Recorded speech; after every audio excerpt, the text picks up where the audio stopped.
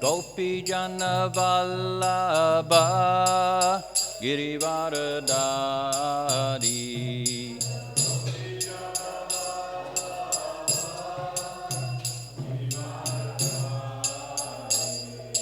Gopi Jana Vallabha Girivaradari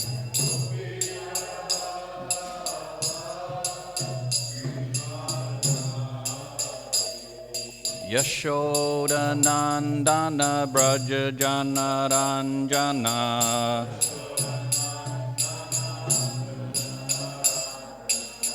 Yashoda Nandana Braja Jana Ranjana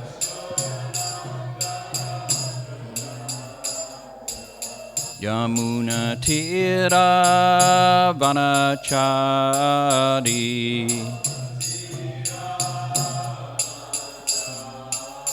Yamuna Tira Vanachari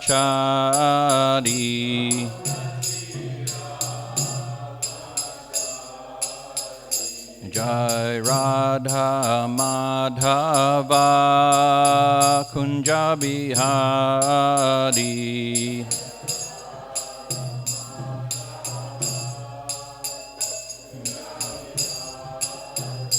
Jai Radha Madhava Kunja Bihari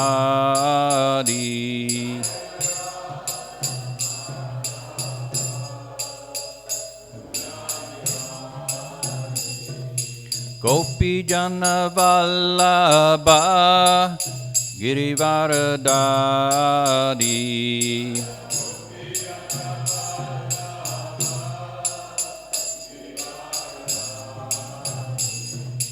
Gopi Jana Vallabha Girivaradari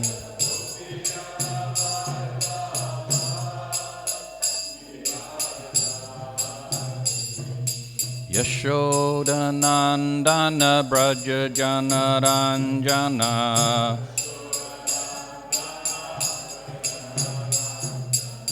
Yashoda Nandana Braja Jana Ranjana Yamuna Tira Vanachari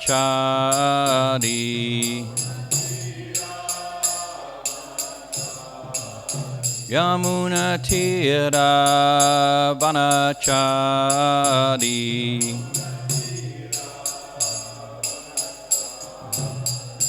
Jai Radha Madhava Kunja Bihari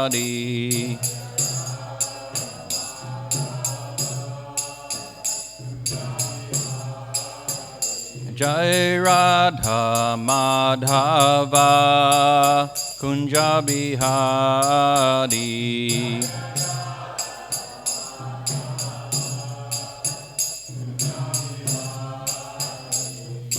Gopi Jana Vallabha Girivaradari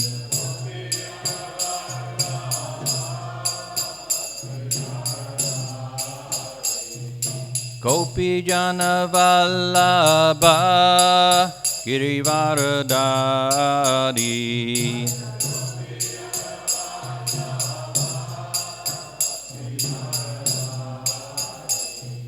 Yashoda Nandana Braja Jana Ranjana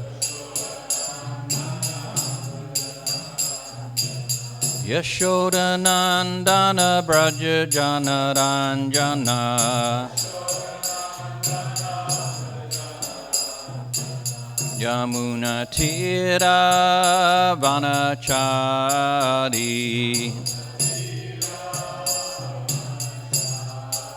Yamuna Tira Vanachari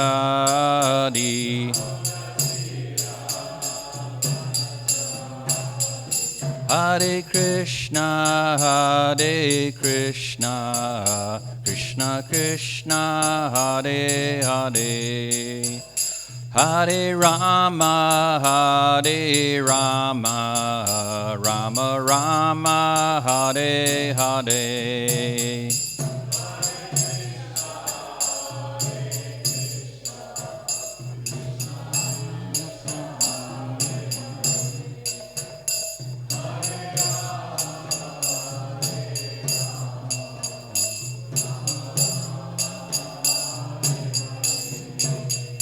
Hare Krishna, Hare Krishna, Krishna Krishna, Hare Hare. Hare Rama, Hare Rama, Rama Rama, Hare Hare. Hare Krishna, Hare Krishna, Krishna Krishna, Hare Hare. Hare Rama, Hare Rama, Rama Rama, Hare Hare. Hare Krishna, Hare Krishna, Krishna Krishna, Hare Hare. Hare Rama, Hare Rama, Rama Rama, Hare Hare.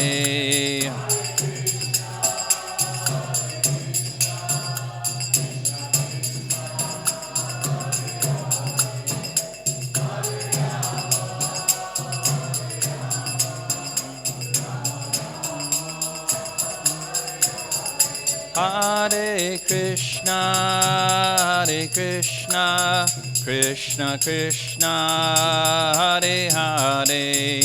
Hare Rama, Hare Rama, Rama Rama, Hare Hare.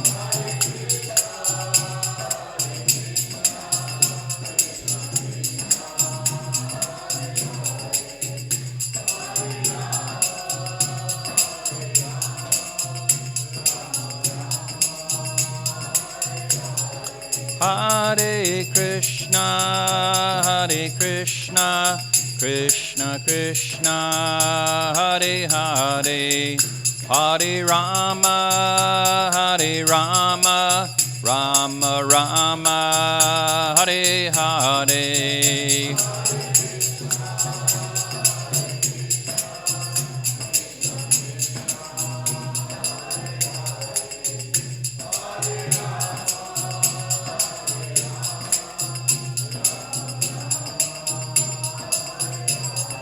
Jaya Prabhupada, Jaya Prabhupada, Jaya Prabhupada, Jaya Prabhupada.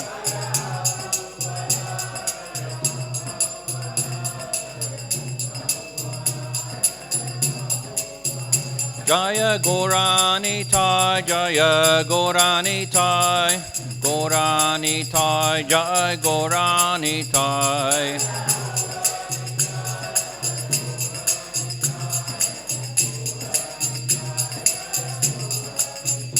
Jaya Krishna Balaram, Jaya Giri Govardhan, Krishna Balaram, Jaya Giri Govardhan.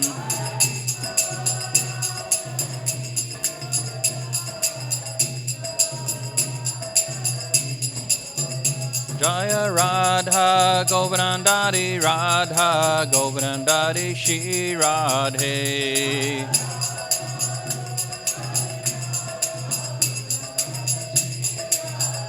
Jaya Radha Govardhandari, Radha Govardhandari, Shri Radhe.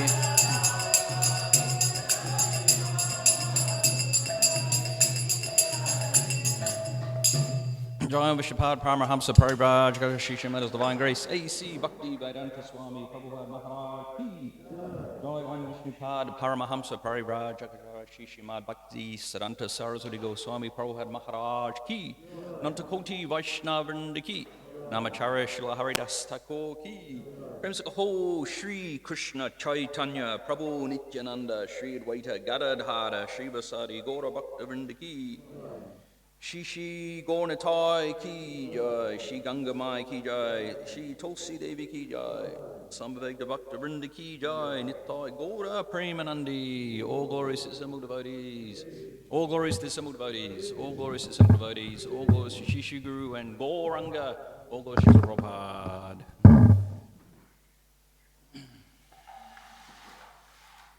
So we continue onwards with the Sri Caitanya Charitamrita weekend readings.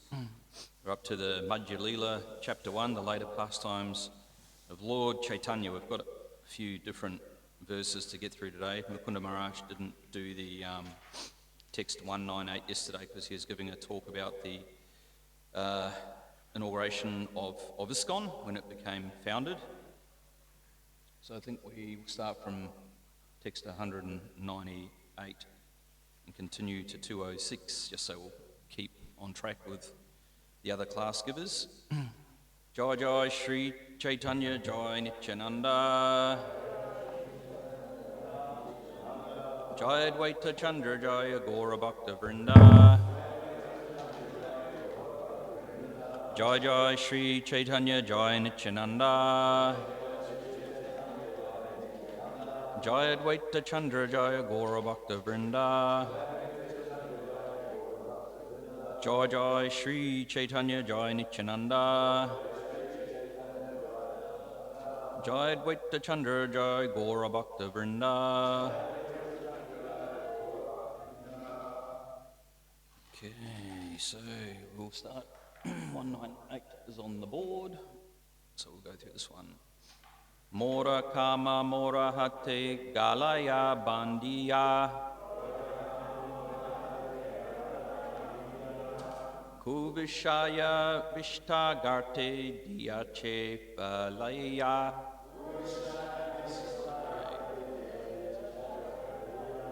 Mora Kama Mora Hate Galaya Bandhiya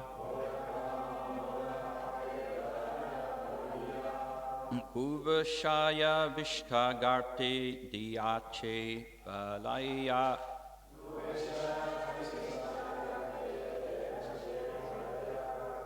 Mora Kama Mora Hate Galaya Bandhiya Kuvashaya Vishtagarte Diache Palaya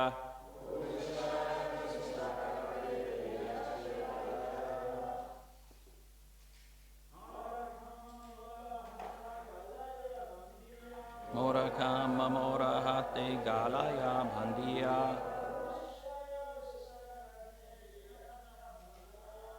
Kuvashaya Vishtagarte Diache Palaya Mora Kama Mora Hate Galaya Bandhiya Kuvashaya Vishtagate Diache Palaya Mora Kama Mora Hate Galaya Bandhiya Kuvashaya Vishtagate Diache Palaya. Any ladies like to chant?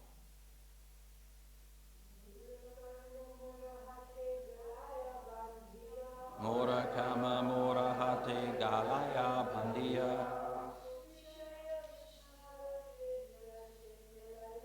Kuvashaya Vishtagati Diache Palaya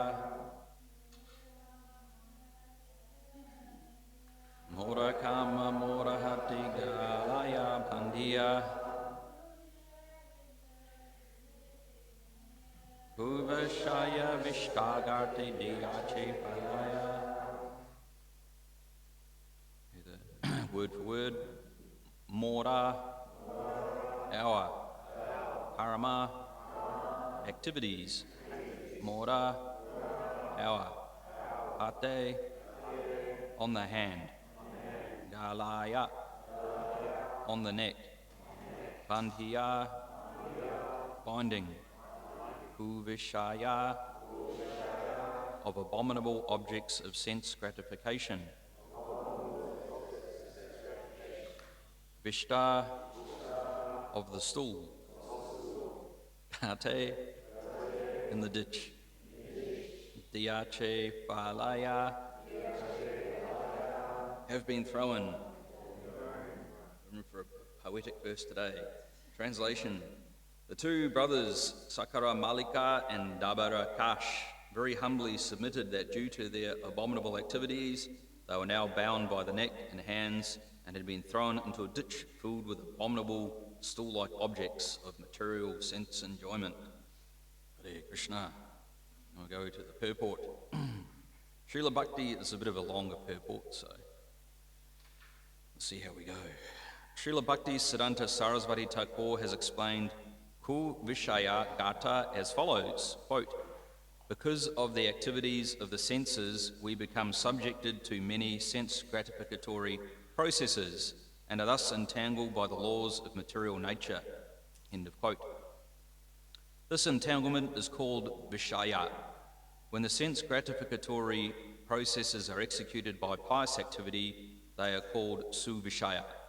The word Su means good and Vishaya means sense objects. When the sense gratificatory activities are performed under sinful conditions, they are called Ku Vishaya, bad sense enjoyment. In either case, either Ku Vishaya or Su Vishaya, these are material activities. As such, they are compared to stool. In other words, such things are to be avoided. To become free from Suvishaya and Kuvishaya, one must engage himself in the transcendental loving service of Krishna, the Supreme Personality of Godhead. The activities of devotional service are free from the contamination of material qualities. Therefore, to be free from the reactions of Suvishaya and Kuvishaya, one must take to Krishna consciousness. In that way, one will save himself from contamination. In this connection, Srila Narottam Das Thakur has sung Kama Kanda, Jnana Kanda, Kevala Vishira Banda, Amrita Baliya Yeba Kaya, Nana Yoni Sada Pire, Kadarya Bhakshana Kari, Tarajanma Adhapati Yaya. Suvishaya and Kuvishaya both fall under the category of Kama Kanda.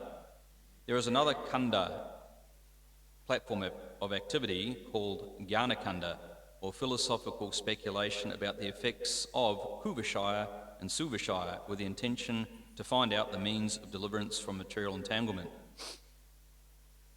On the platform of Jnana Kanda, one may give up the objects of Kuvishaya and Suvishaya, but that is not the perfection of life. Perfection is transcendental to both Jnana Kanda and Karma Kanda. It is on the platform of devotional service. If we do not take to devotional service in Krishna consciousness, we have to remain within this material world and endure the repetition of birth and death due to the effects of Jnana Kanda and Karma Kanda. Therefore, Narottam Das Thakur says, Nana Yoni Sada Pire Kadarya Bhakshana Kari Tara Janma Adhapateyaya. Quote, one travels throughout various species of life and eats all kinds of nonsense. Thus he spoils his existence. End of quote. A man in material existence and attached to Kuvishaya or Suvishaya is in the same position as that of a worm in stool. Ooh. After all, whether it be moist stool or dry stool, stool is stool. Similarly, material activities may be either pious or impious, but because they are all material, they are compared to stool. Worms cannot get out of stool by their own endeavour. Similarly, those who are overly attached to material existence cannot get out of materialism and suddenly become Krishna conscious. Attachment is there, as explained by Prahlad Maharaj in Srimad Bhagavatam, Canto 7, Chapter 5, Text 30. Matena Krishna Parata Svatova Mito Vipatyeta Griha Vratanam Ad Anta Gobe Vishatam Tamishram Puna Punyas Chabita Charvananam. Quote, those who have made up their minds to remain in this material world and enjoy sense gratification cannot become Krishna conscious. Because of their attachment to material activity, they cannot attain liberation, neither by the instructions of superior persons, nor by their own endeavour, nor by passing resolutions in big conferences. Because their senses are uncontrolled, they gradually descend to the darkest regions of material existence to repeat the same process of birth and death in desirable or undesirable species of life. That's the end of the purport. You can make a few comments on this. So this is the section of the Madhya Leela is where Lord Caitanya is visiting Brahmakali, which is where Rupa and Sanatan were residing at that time, and their names were Sakara, Malik and Dabir Akash, and they were employed by the Mohammedan administration at the time, so they were sort of outcast from Brahminical culture, and because they were serving the meat eaters, and they knew that Lord Caitanya was visiting Ramakali at the time, and so they decided to sneak out and meet him and have his darshan, because they understood he's the Supreme Personality of Godhead. So they're offering very humble prayers of submission here to Lord Caitanya Mahaprabhu, and they're very much so lamenting their position, that they are saying that they were now bound by the neck and hands, have been thrown into a ditch filled with abominable stool-like objects of material sense enjoyment.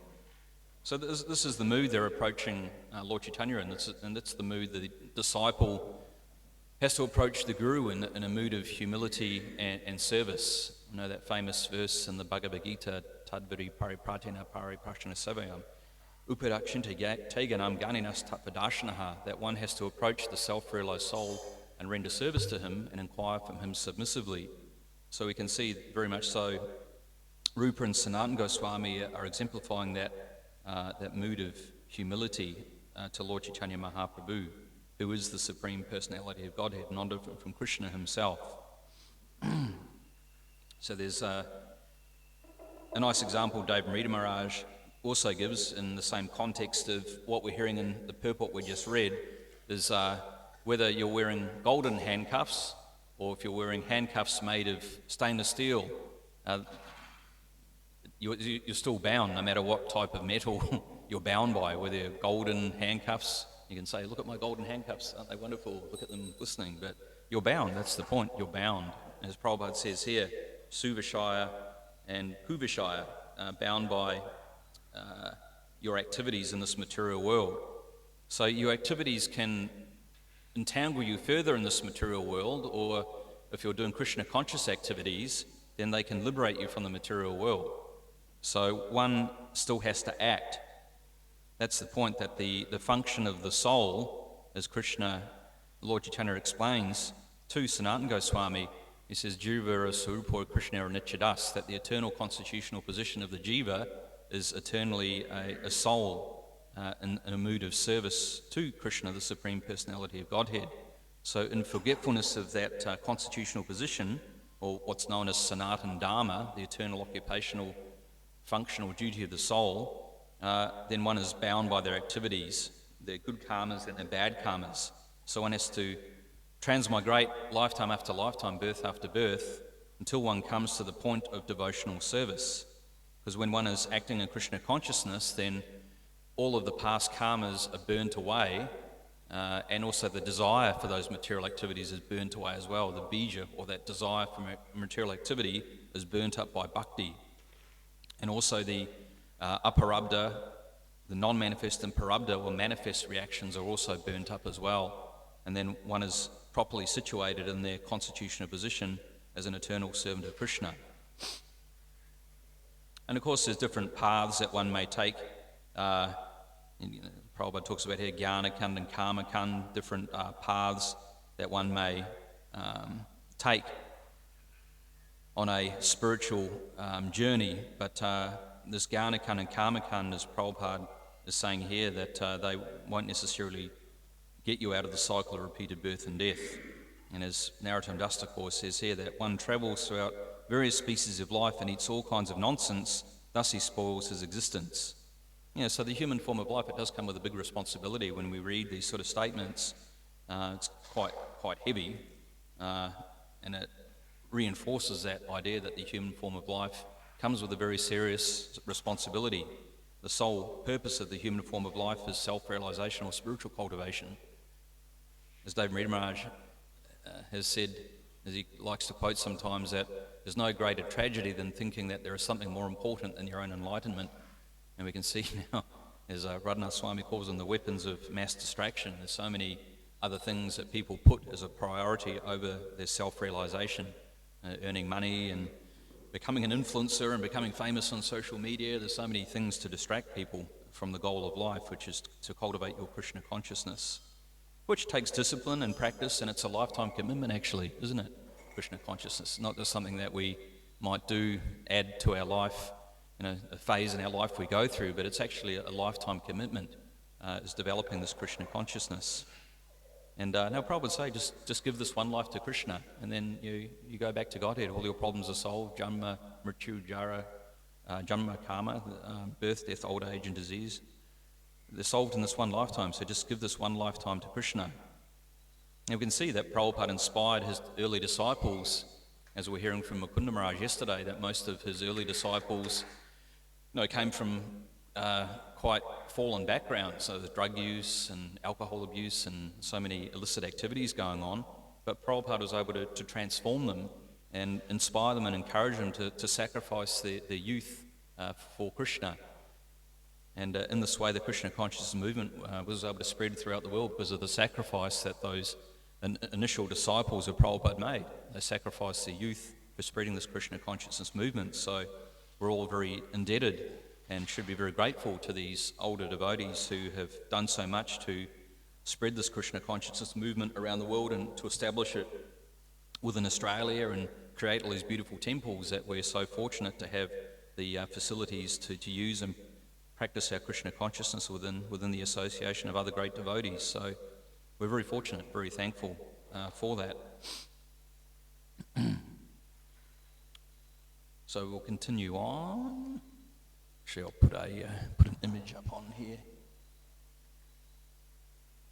Yeah, so because the section is about Rupa and Sanatan meeting Lord Caitanya, there's a nice image that's done there of when Sanatan Goswami is meeting Lord Caitanya Mahaprabhu, and explains that when they also met Caitanya Mahaprabhu, they put straw between their teeth, which is a sign of humility. And we say that one should think oneself lower than the straw in the street. So Rupa and Sanatan, when they approached Lord Caitanya Mahaprabhu, they had straw in their mouths and paid their obeisances as a mood of complete submission and humility to Lord Caitanya Mahaprabhu.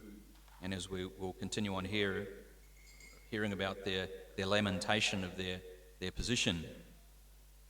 And of course we know that Rupa and Sanatan are eternal associates of Lord Caitanya Mahaprabhu, but they are feeling this and also exemplifying and teaching us the way of approaching the Guru, the spiritual master.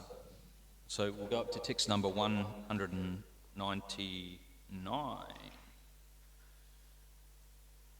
Ama udharite bali nahi tribhuvane patita pavana tumi sabe toma bine. Translation: no one within the three worlds is sufficiently powerful to deliver us. You are the only saviour of the fallen souls, therefore there is no one but you.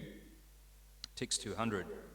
Ama udariya yadi deko nija bala patita pavana nama tabe se sapala. Translation: if you simply deliver us by your transcendental strength, then certainly your name will be known as a saviour of the fallen souls. Patita pavana. Text 201. Satya eka bhatta kahon shuna daya maya mobinu dayara patra jagate nahaya. Translation: let us speak one word that is very true. Plainly hear us, O merciful one. There is no other object of mercy within the three worlds but us. No other object of mercy within the three worlds but us. Object of mercy. Text 202. Mora daya kari kara svadaya sapala akila brahmananda dekuka tomara daya bala. Translation: we are the most fallen, therefore by showing us your mercy is most successful. Let the power of your mercy be exhibited throughout the entire universe. Text 203. Amishra Paramattam Eva Me Shrinu Vigyapanam Ekam Agrata Yadi Mena Dayishyasi Tada Dayanastavanata Durlaba. Translation: Let us submit one piece of information before you, dear Lord. It is not at all false, but it is full of meaning. It is this: if you are not merciful upon us, then it will be very, very difficult to find more suitable candidates for your mercy. Purport: This verse is from the Stotra Ratna 47 by Sri Yamunacharya. Text 204. Apane ayogya deki mana pankshoba tatapi tomara gune ajaya loba. Translation: We are very depressed at being unfit candidates for your mercy, yet since we have heard of your transcendental qualities, we are very much attracted to you.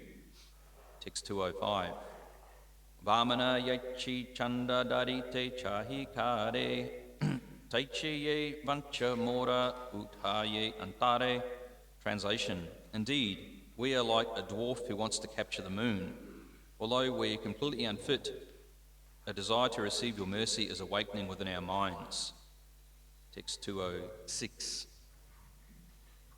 Avantam evanu charanirantara prashanta nisheshamano ratantara kadaham aikantika nitya kinkara prahashyayishyami sanata jivatam.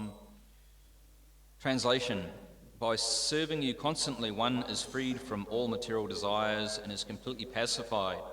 When shall I engage as your permanent eternal servant and always feel joyful to have such a fitting master?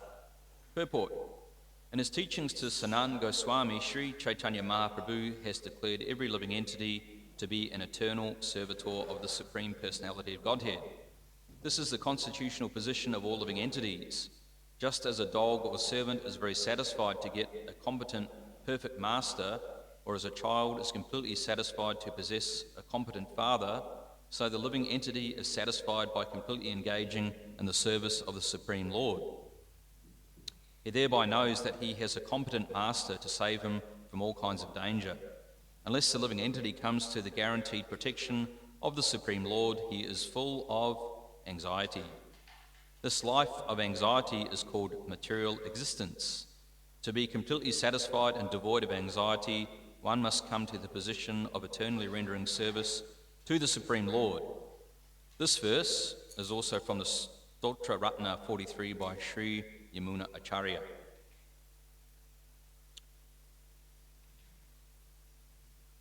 Yeah, so they're very nice prayers to meditate upon, this mood of submission of Sanatana and Rupa Goswami to Lord Caitanya Mahaprabhu.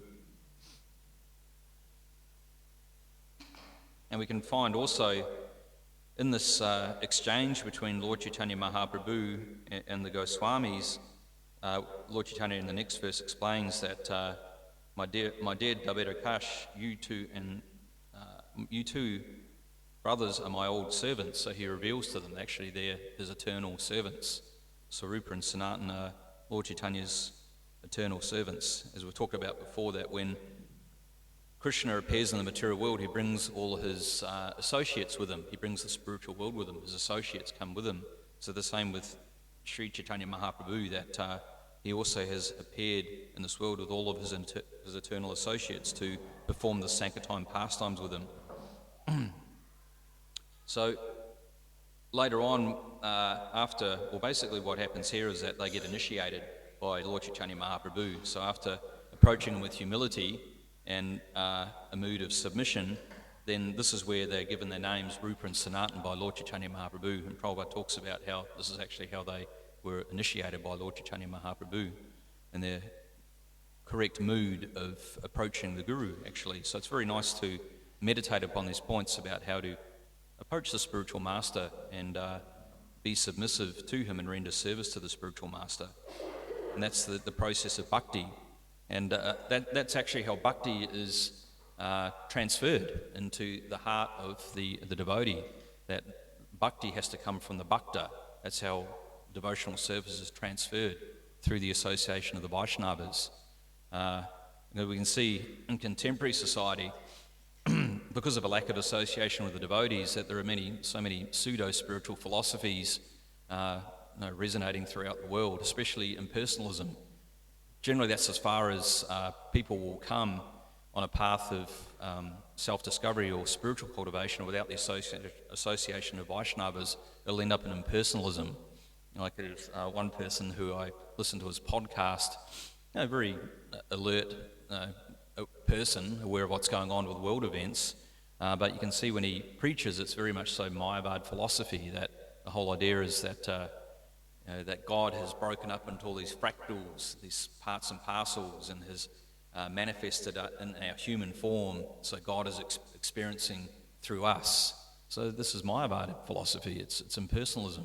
Krishna says in the Bhagavad Gita that never was a time that I did not exist, nor you, nor all these kings, nor in the future shall any of us cease to be. So Prabhupada in his purport explains that Krishna is emphasizing his individuality. So Krishna is always an individual person, just as we're individual people, but there's you could say, qualitatively we're the same, that Krishna is Satchidananda, he's eternal, full of knowledge and full of bliss, and we are as well in our liberated state. We are eternal spirit souls, full of knowledge and full of bliss, and are eternal. But there's a qualitative difference between us and Krishna. We can never take the position of being the Supreme Personality of Godhead. Krishna says that from me, everything emanates from me. So everything means everything, both the material and the spiritual energies, they all come from Krishna. We can't say that. We can't say that we're the source of everything. We're the source of all the universes. Everything comes from us. It's not possible. And there's so many analogies that the Acharyas give to understand. Like the famous one is like the fire and the sparks emanating from the fire. Qualitatively, the sparks have the quality of fire, but you can't say the spark is as good quantitatively as the fire. They're two different things. You can't say they're the same thing. Whereas Mayavad philosophy, which is very contaminating, very confusing, they'll say, no, the spark and the fire are exactly the same thing. There's no difference. Whereas Vaishnavas, we make a distinction. So we make a distinction between us, the jivas, and Bhagavan, Krishna. So the Bhagavad Gita is understanding these different themes or different principles, understanding who Bhagavan is, who the jiva is, what their relationship is, what karma is. So these things are all discussed within the thematic development of the Bhagavad Gita. So devotees, we have to become very conversant and learned in the books. Prabhupada said that the devotees should know these books like the lawyers know their law books, so that when we're presented all these bogus philosophies, like when you're out doing book distribution, you'll come across people with all these strange ideas and philosophies. So we have to be able to bring it back to Shastra. We don't present things based on our own speculations and our own ideas, but we present things based on the Shastra, because the Shastra is the authority. When Prabhupada was presenting Krishna consciousness, he would always go back to the Shastra and quote the Shastra, not saying, well, I think this and I think that, and I believe this and I believe that. Because we can see in the world of relativity, everything's based on what you think. The ultimate reality is just what you make up, what you think. As we've talked about before, it's in no way could anyone come up with their own speculation, come to the point of understanding that the ultimate source of everything is a young cowherd boy who likes to play in Vrindavan. You'd never come up with that, no way. So it's only through the mercy of the Vaishnavas and understanding the philosophy that you can come to the correct Siddhanta, that Krishna's tu Bhagavan Swayam, that Krishna is the Supreme Personality of Godhead from which everything emanates from. And as Lord Caitanya says, Jiva Rasarupara Krishna Nichadas, that relationship is based on a mood of service to the Supreme Person. And that doesn't mean necessarily that it's, when you hear those words like servant, it can trigger things in your negative connotations within the mind. It's some sort of oppressive, hold you down sort of relationship. But it's a relationship based on love. When we're properly situated, we are willingly wanting to serve Krishna, because that's what the heart is wanting to do. That's actually the natural position of the soul. But because of the coverings of the false ego and envy, we get blocked off from that relationship. We forget that relationship. And then we actually take the position of trying to be Krishna, the supreme enjoyer. That's really what everybody is doing in the material world, is that they are mimicking or trying to imitate Krishna's pastimes. and failing quite miserably in trying to do that, because it ends up in anxiety and suffering and birth, death, old age, and disease.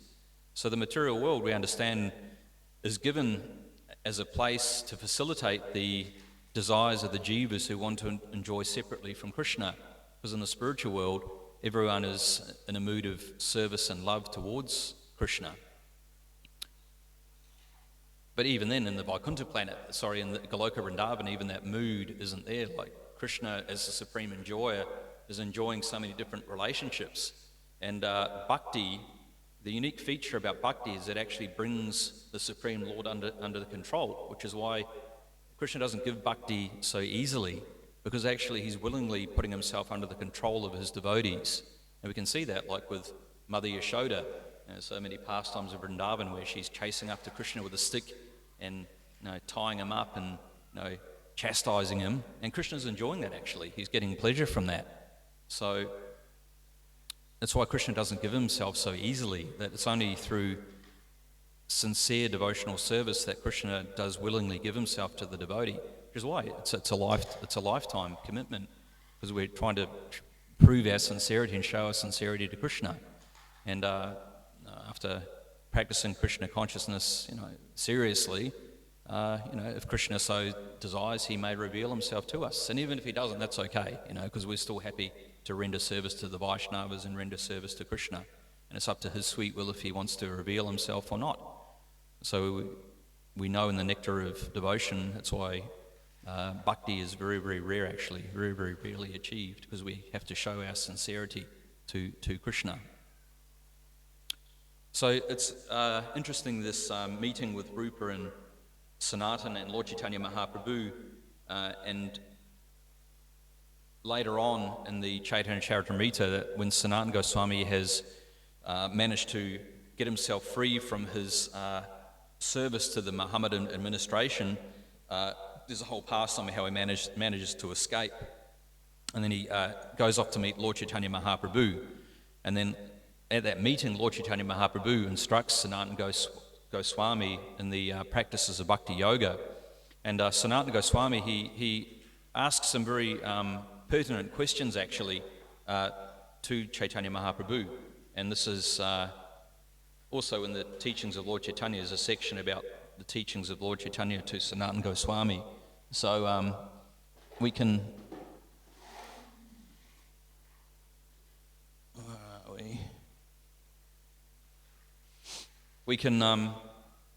look at some of these questions that when Sanatana Goswami meets Lord Caitanya Mahaprabhu, he submits various questions to him, and very insightful, pertinent questions to meditate upon, because that's the process of advancing in spiritual life.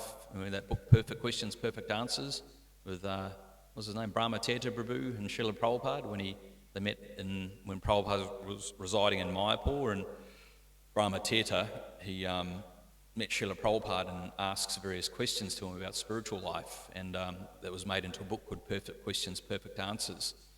So we can see that's the process of advancing in Krishna consciousness is asking questions to senior Vaishnavas and getting answers to those questions. So there are various questions that Sanatana Goswami asks Lord Caitanya Mahaprabhu, and this is when they meet a bit later on. So Sanatana Goswami says, "I've been born of a low family, and my associations are all abominable. I'm the most fallen and wretched of men. Suffering in the dark well of material enjoyment, I never knew the actual goal of my life. I do not know what is beneficial for me. Although in the mundane sphere I am known as a great learned man, I am in fact so much of a fool that I even accept that I am learned. You have accepted me as your servant and delivered me from the entanglement of material life. Now please tell me my duty in this liberated stage of life." So he's asking him, what is my function? What is my soul? I understand I'm a spirit soul because of your mercy, but what is my duty in this liberated stage of life? And Prabhupada points out here that we see by this plea of Sanatana that liberation is not the final word in perfection. Because we know that the Vedas explain that the four activities of the human form of life is dharma, artha, kama, moksha: religiosity, economic development, sense gratification, and liberation. But we understand that beyond this concept of moksha, that there is something beyond that. And this is what Sanatana Goswami is alluding to in his questions to Lord Chaitanya Mahaprabhu. What actually is my function as a spirit soul? There must be activities in liberation. Sanatana clearly asks, you have saved me from the entanglement of material existence. Now after liberation, what is my duty? Kindly explain it to me. Who am I? Why are the threefold miseries always giving me trouble? How can I be relieved from material entanglement? So we can see that Sanatana Goswami's qualification wasn't his material qualification, because materially speaking, he was very successful. He was very, very wealthy. He was working in high government office, and he had all the connections and, I guess, pleasures that are on offer when you get into those positions in material society, but that wasn't his qualification. His qualification was his humility and submission to Lord Chaitanya Mahaprabhu to receive spiritual knowledge. And Prabhupada says in one of his purports that university degrees don't help developing bhakti.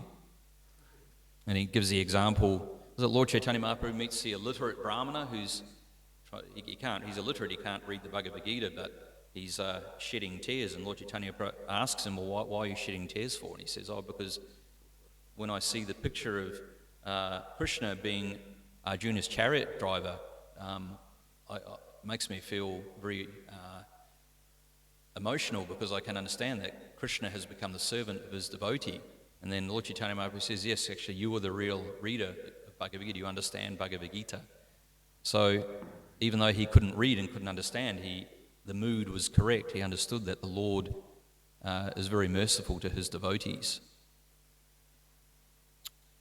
So sometimes people think liberation is the end of spiritual life, but here we see that although the Lord considered Sanatana already liberated from all material connections, this did not mean that his business and spiritual life was finished. Now he had to take on the activities of spiritual life, because acting in Krishna consciousness is a true essence of renunciation. Thus, by placing his sincere and relevant questions before the Lord with all humility, Sanatana Goswami provided Lord Chaitanya Mahaprabhu with the opportunity to expound upon the true meaning of liberated life. Sanatana accepted Lord Chaitanya Mahaprabhu as a spiritual master, not as a matter of fashion or to dominate the spiritual master as one might a pet, but to surrender unto him and ask sincerely and seriously for direction. The teachings of Lord Chaitanya to Sanatana Goswami begin where the instructions of Bhagavad Gita leave off. In the Gita's last instruction, Krishna, the Supreme Lord, answering the questions of Arjuna, said that one should surrender unto him and thus realize true happiness.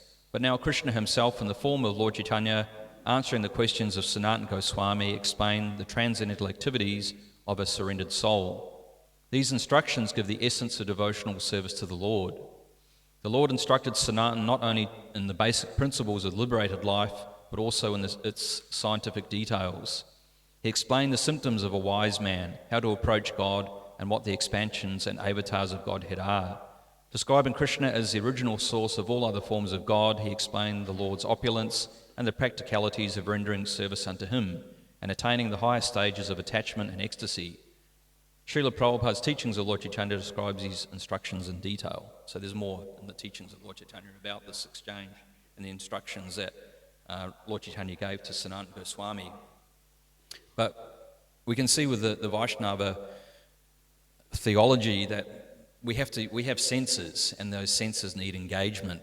And when we don't have Krishna conscious understanding and are more leaning towards Mayavada or impersonal philosophy, Prabhupada says that eventually one, even though one may be Brahman realized, if they don't have devotional service, they fall back again into the material world and will engage in philanthropic activities.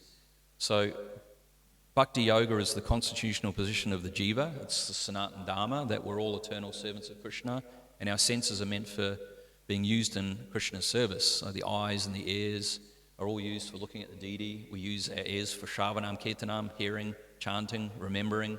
So that's what the senses are meant for. So the practice of Krishna consciousness is training us how to use our senses, which we've been using for lifetime after lifetime after lifetime for a long, long, long time, just for our own selfish enjoyment, and using those for Krishna's pleasure and Krishna's satisfaction. And that's what Lord Chaitanya says is the difference between lust and love. Lust is when we're using senses for our own enjoyment, which we're all conditioned to do for a long time, whereas we're trying to turn that around where we're using our senses for the pleasure of Krishna. And it's quite a foreign concept, actually, isn't it? Living a life selflessly for somebody else's pleasure.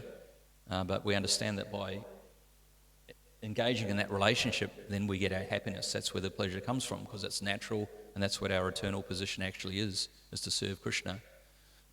So this is the Krishna conscious solution of how to use our senses in the best way, the most practical way.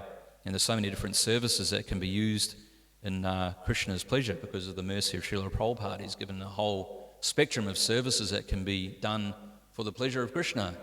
We can run restaurants like Deva Gohari, who's now liberated from Lucid, passed on the baton, Daksha. We wish you well in that. We can do prasadam distribution, there's book distribution, as Tom and the boys are doing. There's DT Seva, there's cleaning, there's so many things. It's unlimited what we can do for Krishna, actually. And Prabhupada said that there's actually no difference between serving the deity on the altar and sweeping the courtyard, because devotional service is absolute. It's not that one service is better than another, but it's absolute. And we had that seminar recently by Urmila talking about how you can use your different proclivities in Krishna's service, because we all have a different proclivity, and it takes a bit of purification for it to come through, whether one's more brahmanically inclined or administrative inclined, but everyone has a natural tendency. So we practice Krishna consciousness, and water sinks to its own level. We get a bit of understanding eventually that this is what we like doing, and so we use that in Krishna's service. But then even beyond that, though, is Vaishnavism. So a Vaishnava doesn't care whether they're sweeping the courtyard or running a temple or whatever it may be. They just want to serve Krishna. So Vaishnavism is even beyond that concept of that Varnashram Dharma system. So it's something to aspire for as well, that do the needful for Krishna's pleasure, whatever the service may be. And on that note, even in the Brihad Bhagavatamrita, it explains that even in the Vaikuntha planetary systems, that the residents there can change their form to render service to Krishna. So it's not like your form is stuck as one form, but it can transform according to the service that Krishna needs in the Vaikuntha planetary system. So that's why we want to get attached to devotional service. So then we can engage in whatever service Krishna requires at the time. So even beyond liberation, even beyond the desire of getting out of the cycle of birth and death, is the desire for having devotional service wherever we are, in the material world or the spiritual world. As long as we have devotional service, then we're properly situated. I better stop because prasadam is about to ready. Everyone's probably hungry. Anybody want to make a quick point at all? Yes.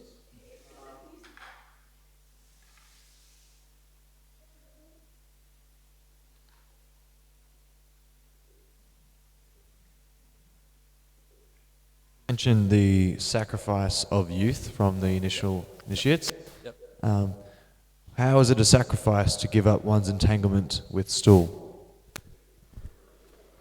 Well, understanding, like we're reading today, what stool means. It means engaging our senses in stool-like sense gratification.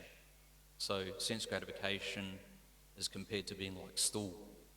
Whether it's wet stool or dry stool, stool is always stool. So whether we enjoy our senses that way or enjoy our senses that way, whichever way it may be, it's considered stool-like. So when one renounces using the senses just for their own selfish pleasure and using our senses for Krishna's pleasure, then that's how we get purified. You understand that? What I was specifically asking is, how is that really a sacrifice? Because you're not giving up much, really, Giving up your sense gratification. Well, it was, right, because it's stool. You're just giving that up. It's not. Yeah. But So the point is one has to get a higher taste. Like it's very, very difficult, as Krishna says, Maya Dakshina Prakriti, that this material energy of mind is very, very difficult to overcome. So it's not easy to give up, because we're actually addicted to sense gratification, because we've been doing it for so many millions and millions of lifetimes. So that addiction is very, very hard to give up. Just like people who have struggled with addiction in their lives, whether it may be, it's very, very hard to give up, very, very difficult. So our problem is that we're addicted to sense gratification, or using our senses just for our own pleasure. So that's lust. So one has to transform that lust into love, where that desire is no longer there to enjoy our senses, but it's to solely and purely serve Krishna's senses for his satisfaction, his pleasure. So that's the difference. But that does take time. Seems simple, but the application is difficult because we find when we chant Hare Krishna, the dust or these anatas come up within our heart, and then we suddenly think, oh my gosh, I actually have all these desires within me. So it does take time. It takes time. But it is simple, yes, it is simple in that sense that all we have to do is give up our own sense gratification and serve Krishna. Yeah. Simple for the simple, complicated for the complicated. Yeah. Can you please, thanks for class, Prabhu. Can you please talk more about the vigraha of the jiva and Krishna? Like the how to distinguish, like what are the differences and, you know? Difference between us and Krishna? And specifically like the form, the vigraha, because, you know, like some people say that we are Satchit and under vigraha, but then people say only Krishna has vigraha. Like I've heard this, so how is it? Yeah, so we're parts and parcel of Krishna. So Krishna is eternal, full of knowledge and full of bliss. So because we're fragmental parts of Krishna, we have those qualities as well. Just like if you take a drop of seawater from the ocean, then that drop has the same qualities as the vast ocean, but they're very, very different in terms of quantity, quality. They're two very different things altogether. So yes, we are eternal, full of knowledge and full of bliss, whereas Krishna doesn't forget his position, whereas we forget our position because we're tatastha shakti, so we get covered over either by the external energy or the internal energy. So when we're covered over by the external energy, the bahiranga shakti, then we forget our eternal nature. So Krishna does not forget. In the spiritual world, do we have, you know, multiple forms, or is it just one form? Well, it says in the Caitanya that according to the type of service that's required at the time, then yes, you can transform your form to serve Krishna, whatever is required. Yes, it's not necessarily it's static. So does that mean we do have the vigraha quality or no? Well, I'm not sure what you mean when you say vigraha. How do you mean? Like, so basically, like when you know, characterize like the soul, Yep. like some people would say we are vigraha as well, or some people say no, only Krishna is vigraha, like the form, like that same eternal form. We have form. Our body has form because the soul has form. Yeah. Yeah. So the soul is always individual and personal and has form, definitely. Yeah. It's just that form can change, but Krishna's form is always the same. Yeah, he can come in any form he likes as well. I mean, we see so many different avatars coming from Krishna. Yeah, I'm referring to like the original form. Yeah, the original form of Krishna. Yeah. Yeah, so there's always that original form of Krishna. Yeah. And it explains in the Shastras what makes that form of Krishna unique and distinct from all other ones as well. That, what is it in the Nectar of Devotion talks about the qualities that separate Krishna even from all other incarnations. His flute playing, he's surrounded by wonderful associates. So what else is there? Nectar of Devotion. There's pastimes. So yeah, Krishna is even distinct as well from even the residents of Vaikuntha and the Vishnu expansions found in Vaikuntha, that he's unique. Yeah. Okay, thank you. Yeah. Hope that makes sense. Yeah, thank you. Yeah, so if you read Nectar of Devotion, it explains, I think it's the 64 qualities of Vishnu, and like how even Krishna has 4 qualities even separate from them, which establishes him as the supreme original form of Godhead. Yeah. Vaishnavi.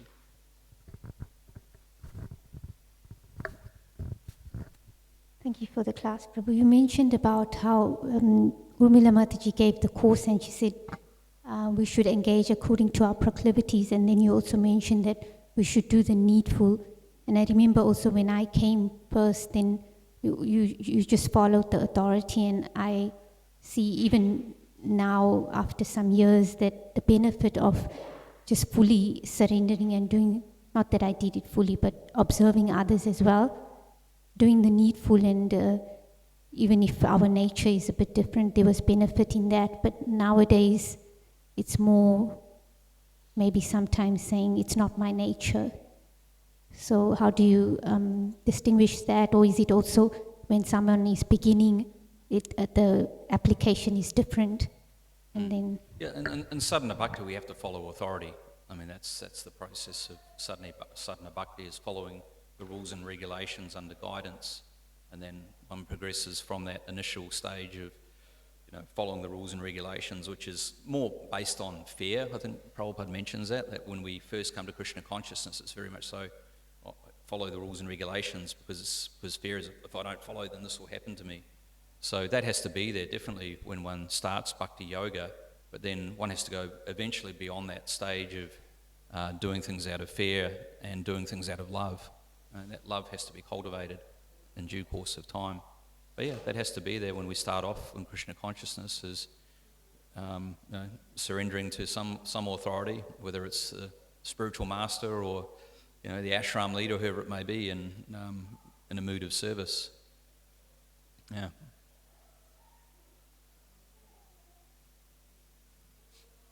Does that help? You have a question, David?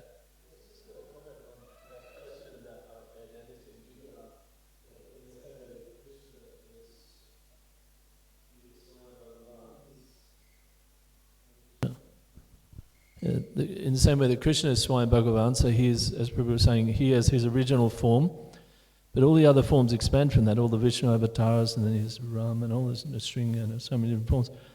And the same thing we see with the jiva, like, for example, Arjuna is described, somebody comes as Ramananda Roy, but then he's also Vishaka.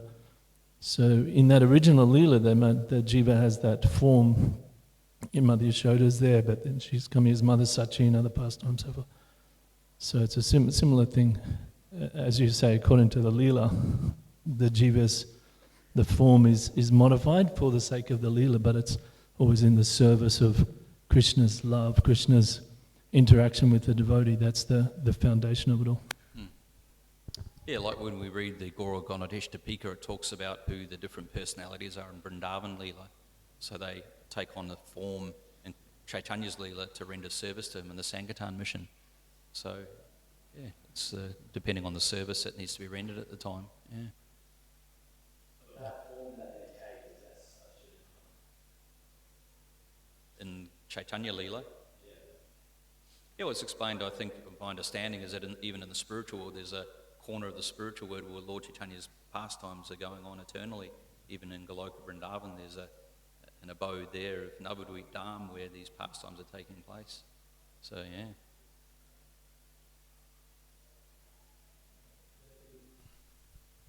That's the definition of the soul, Satchidananda. And Prabhupada explains in one lecture that when you get to the level of Brahman, you just have the Sat, you just have the eternal aspect of Brahman. When you understand Paramatma, you get the Chit, you get the knowledge aspect of the soul. But only through bhakti can you get Ananda. Prabhupada says very clearly in a lecture.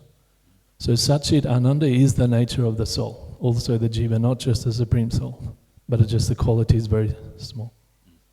Yeah, it's an important point that the Ananda comes from the bhakti.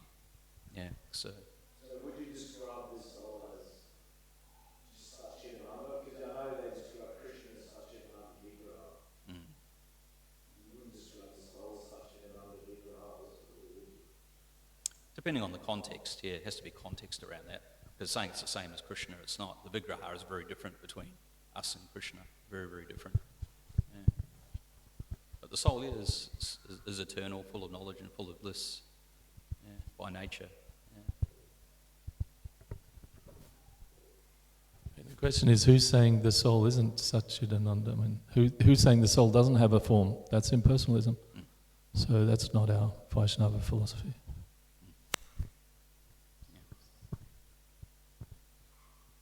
Anyway, shall we stop? All right. Jai Shri Prabhupada ki jai, Krishna's Kaviraj Goswami ki jai, Sri Sanatana Goswami ki jai, Chaitanya Mahaprabhu ki jai, Krishna's Kaviraj Goswami ki jai, Shri Caitanya Caritamrita ki jai, Nantakoti Vaishnava Vrinda ki jai, Nittai Gaura Premanandi.